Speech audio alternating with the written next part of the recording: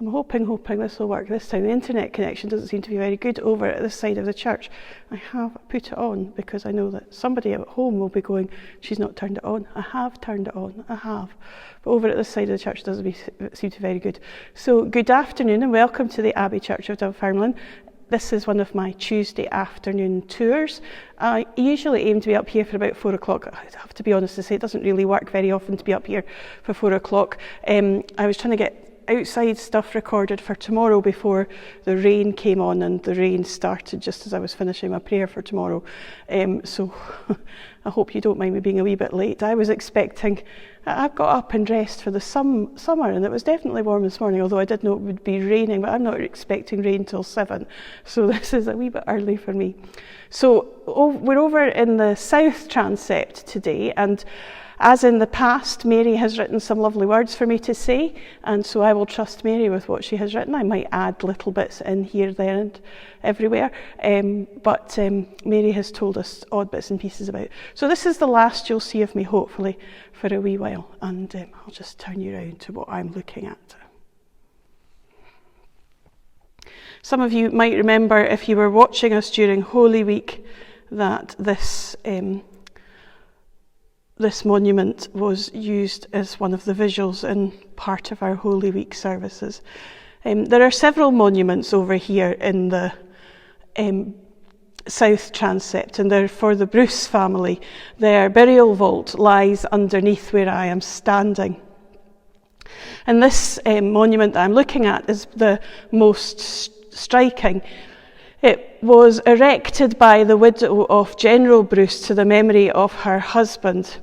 He was for some years tutor to King Edward VII when Prince of Wales. The monument was created by J.H. Foley and is an expression of the grief of the bereaved widow. The figure of the general is seen to be resting on his bed, and his widow is leaning over him.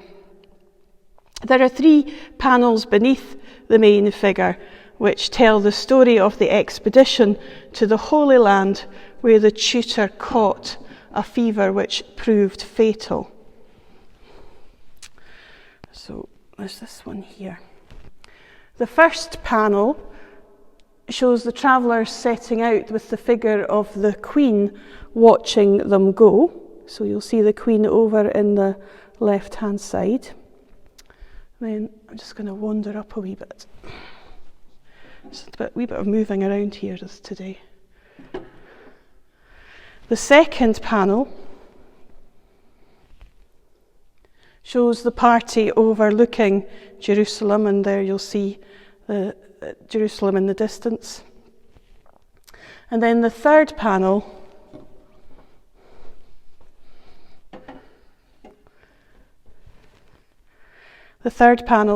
shows the prince administering to his tutor on his deathbed. It's amazing how something as hard as marble can be so intricately carved.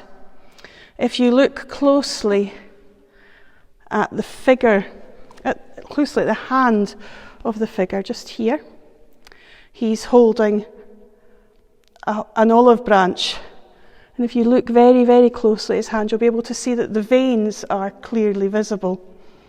It's quite a beautiful and poignant tribute, which visitors find amazing. Alas, not all our visitors see it as such. On one occasion, youngsters were on a group visit to the Abbey Church and were asked what their thoughts were when they looked at the monument. And one young man uttered the words, "She's asking, where is your insurance policy, darling?" I think he may be destined to work in the financial sector. In connection with this monument, it's said that when the late Queen Victoria viewed it prior to its erection here, she drew attention to the fact that there was nothing to show the general's connection with the Prince of Wales, and because of this, the sculptor added the Prince of Wales feathers, and these can be seen on the pillow on which the general's head is resting. I'm just going to walk over to there. So, yeah, just round. So I'll just have to do it here. There should be a gate on these railings. It's got railings round it, so you'll just see the Prince of Wales feathers just there. I have to wander back to my notes again, so hold on. The inscription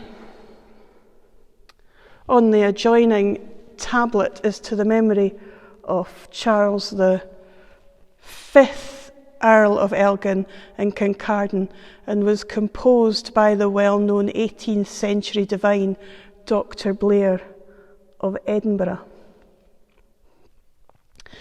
The monument to the Honourable Charles Dashwood Bruce. I'm going to, before I dash over to that one, I'm going to show you a wee bit more. I think, like many people, I find this one truly amazing. Mary's pointed out the hand and the olive branch there, but actually it's well worth looking at the woman's clothing as well, because the marble looks like fabric, such as the delicacy of the carving. It looks quite lifelike, and almost as though at some point she will stand up and turn and look at you, all the way down to the daintiness of the feet and the shoes. Just all the way up. And I think the last monument, you're going to see our mess, so you'll see the ladder. The last monument Mary was referring to is there. I think that actually might be our ladder, Keith, I'm not sure. We're missing a ladder, and it was up here, I'm not sure if it's that one. So, around here.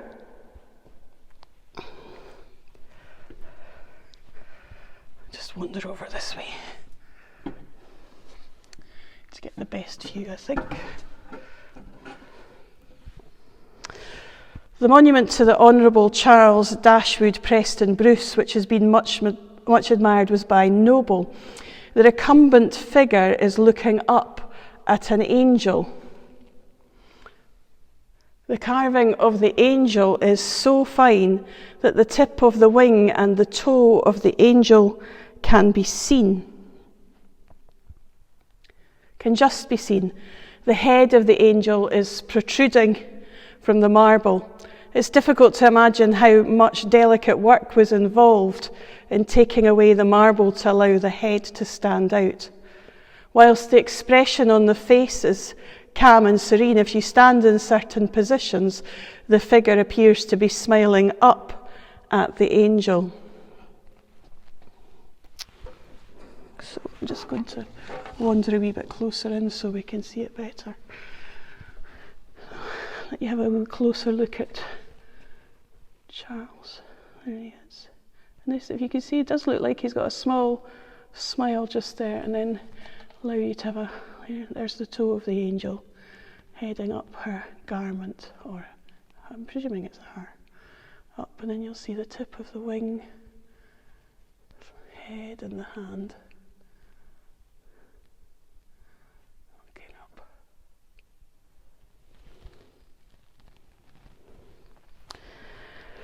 The inscription often puzzles the visitors. It reads, He walked with God, and he was not, and God took him. This is from Genesis chapter 5, verse 24, and relates to Enoch. The easiest way to understand this is to show the visitors the passage in the Bible. The full text makes it clear. I'll have to go and look myself in a wee while. I've not had a chance to look at that yet. I should have read ahead, Mary Ann. Learn that in future. Mary will be giving me a row.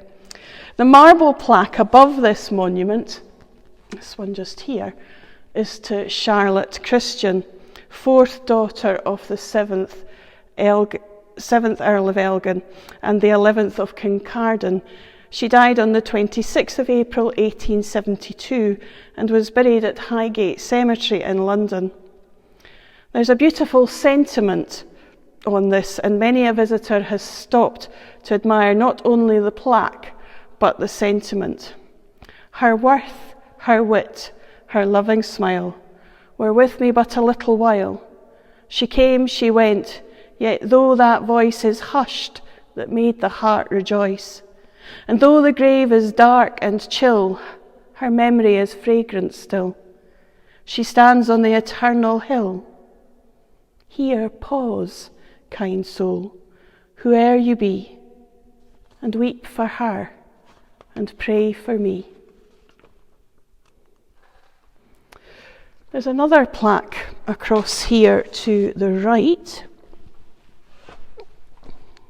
The dusty corners of the Abbey. They do feel dusty at the moment. This memorial is in memory of Lady Augusta Elizabeth Frederica Bruce. And yes, I will move away and let you see it from a distance in a minute. She was the 5th daughter of Thomas, 7th Earl of Elgin and Kincardine. Lady August was born at Broomhill on the 3rd of April 1822 and died at Westminster on the 1st of March 1876. Lady Augusta was the wife of Arthur Penrhyn Stanley, Dean of Westminster Abbey, and had great affection for there and for her childhood home of Broom Hall and those she had known there. The inscription reads, She stretcheth forth her hands unto the needy, and the law of kindness is on her tongue. The heart of her husband doth safely trust in her, and her own works praise her. We know that we have passed from death unto life because we love the brethren. Lady Augusta was held in high regard. She had no children of her own, but was well respected for her charity to children. This is represented by the cherubs around her head. The sculptress was Mary Grant. Her grandfather was Lord Elgin of Elgin Marbles fame.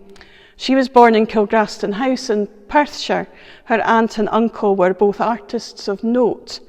These aristocratic and artistic connections served her well in an otherwise notoriously male preserve of figurative sculpture.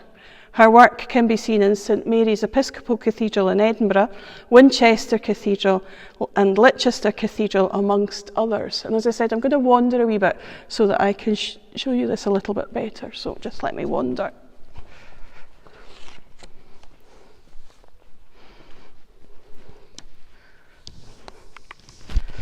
Oh,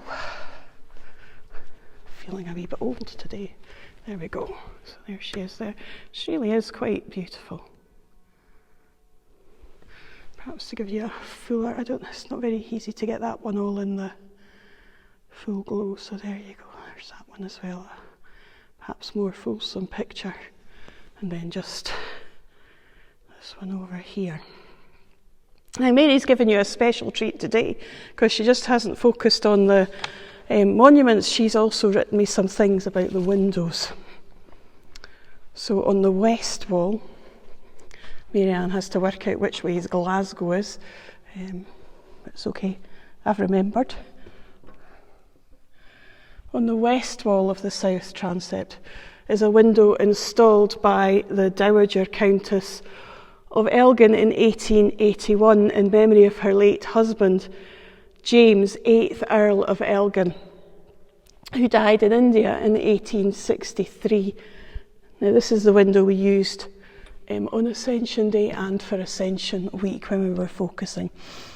The window is situated between the plaques to Lady August and Lady Charlotte, and was executed by Messrs Burleson and Grills of London. The three principal spaces are occupied by a representation of the Ascension. The centre light shows a figure of the Christ ascending from earth to heaven, surrounded by a halo of golden brightness. And the compartments on each side are the disciples. Below these lights is a ribbon bearing the words, I ascend unto my Father and your Father, and to my God and to your God. So just below the feet of the disciples and Jesus. The lower panels of the window show 3 scenes from the life of Jesus. The raising of the widow's son, Christ blessing the little children, and Christ setting a little child in the midst of the disciples to illustrate the virtue of truth and meekness. In the centre between the principal and lower lights is shown an ancient shield of the Bruce, bearing the red saltire and chief, cantoned with the blue lion rampant on a silver field. Just up there, just below the ribbon and above the peak. On either side of these are the monograms EK and GB in golden floriated letters on a blue background. The spaces in the higher parts and the head of the window are filled in with the conventional emblems of our Lord's Passion: the vesture and dice, the spear and the hyssop reed, the crown of thorns and the nails and the pillar and scourge. While within medieval letters above are the monograms XPC and IHC, so it's Chi Sigma for Christ, and Iota Eta Sigma for Jesus. So that's up there. Now I hope I don't make you dizzy as I turn around. On the east wall, just trying to find good spaces to stand in to show you these so that I can get a good view of them. On the east wall, this window is dedicated to the memory of Mary Louise, Countess of Elgin, and her son, the Honourable R. Preston Bruce, in 1901. The window is the work of Messrs. Burleson and Grills of London. The initial letters at the top of the window represent the message sent through John: I am the Alpha and the Omega, the first and the last. And if you look in the very top lights there, you'll see the Alpha and the Omega. Further down, we have a row of angels. I don't know how well you'll see the angels in this light. In an attitude that suggests the first Christmas. Under these angels, there's a scroll bearing the inscriptions: Thine eyes shall see the King in his beauty, and they shall behold far-stretching land. So that's the angels just there. Just turn you a wee bit down. The centre panel shows scenes connected with the birth of Christ. On the left, we have the shepherds who've journeyed from the fields to Bethlehem to see this thing which has come to pass. In the centre, there's the infant king and his parents. And on the right, we have the approach of the wise men who are anxious to know where is he who is born to be the King of the Jews. Below them, so still in that middle centre, but below them, we have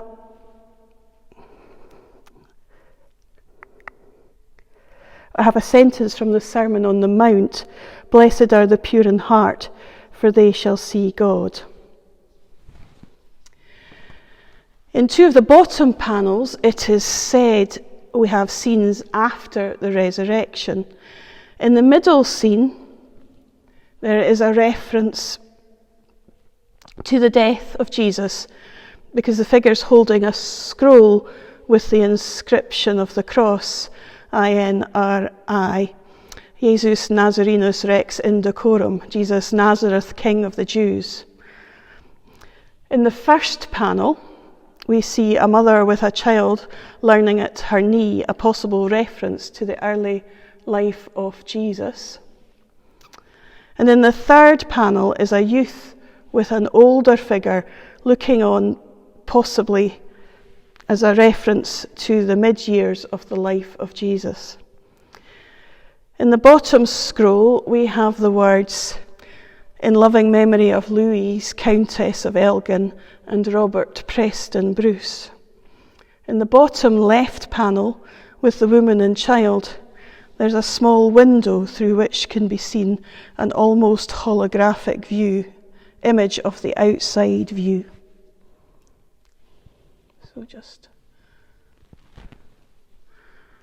So if you just look above the woman's head and to the right, you see that. So that's over here in the south transept.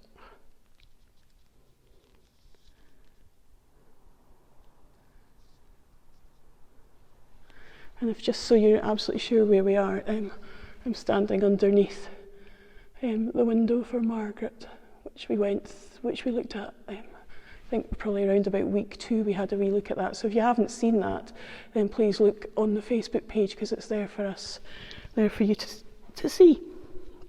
I think that's all I'm going to show you with. I've got a few things I want to do before I head home this afternoon. I've got some plans. So I think the congregation worry when I say I've got plans, but there's nothing that will worry them too much, I think. I've got plans, and I've got a little bit of recording for something else I want to do, which nobody will see from the congregation. That's for another group of people, but still part of my job.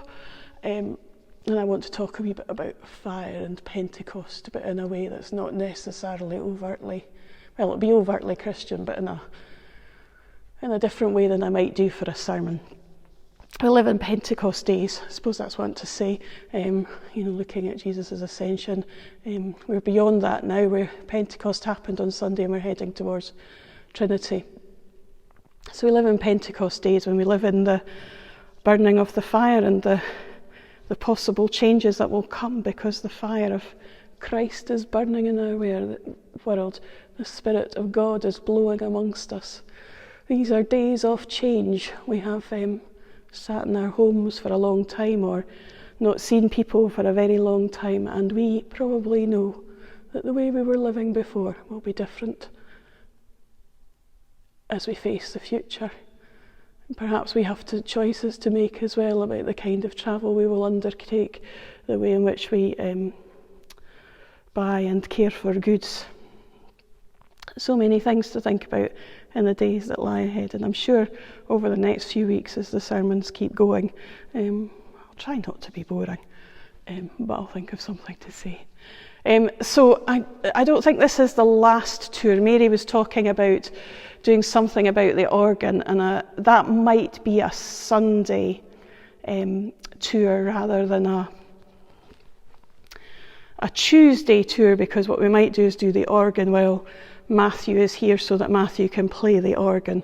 I don't really think I can invite him to come over on a Tuesday to play the organ for a tour, much as I would enjoy that and much as I suspect he would enjoy that. So it might be that we have to do at least one tour on a Sunday, just so that the organ can be played while we have a wee tour of that.